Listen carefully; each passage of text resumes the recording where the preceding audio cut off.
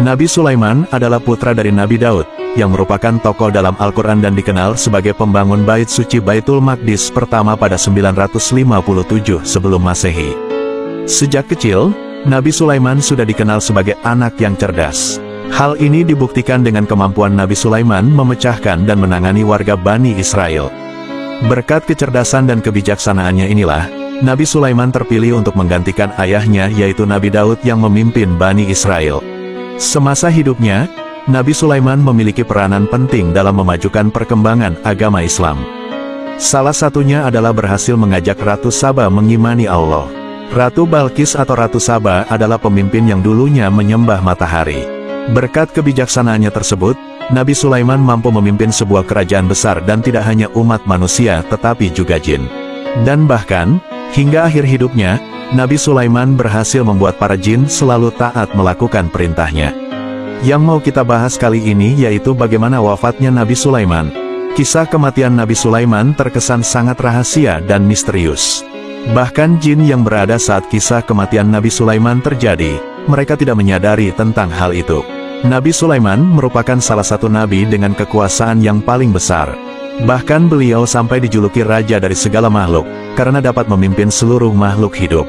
Hal itu beliau dapatkan dari doanya kepada Allah, agar membuat seluruh makhluk tunduk kepadanya. Hal itu pula yang membuat jin dan setan menjadi mematuhi perintah Nabi Sulaiman. Saat itu, Nabi Sulaiman sedang memerintahkan jin untuk membangunkannya sebuah bangunan. Di saat Nabi Sulaiman memperhatikan, para jin tak akan berani melihat ke belakang dan fokus untuk bekerja. Hingga tanpa sadar, malaikat pencabut nyawa telah mencabut nyawa Nabi Sulaiman. Dikarenakan tongkatnya yang menopang tubuhnya, tak ada yang menyadari kematian Nabi Sulaiman.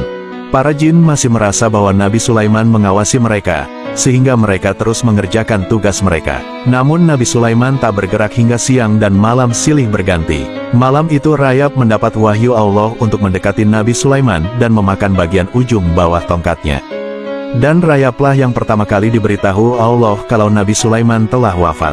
Lalu rayap itu memakan bagian ujung bawah tongkat Nabi Sulaiman hingga Nabi Sulaiman terjatuh dari tempatnya. Barulah para jin, manusia, dan hewan menyadari bahwa Nabi Sulaiman telah wafat.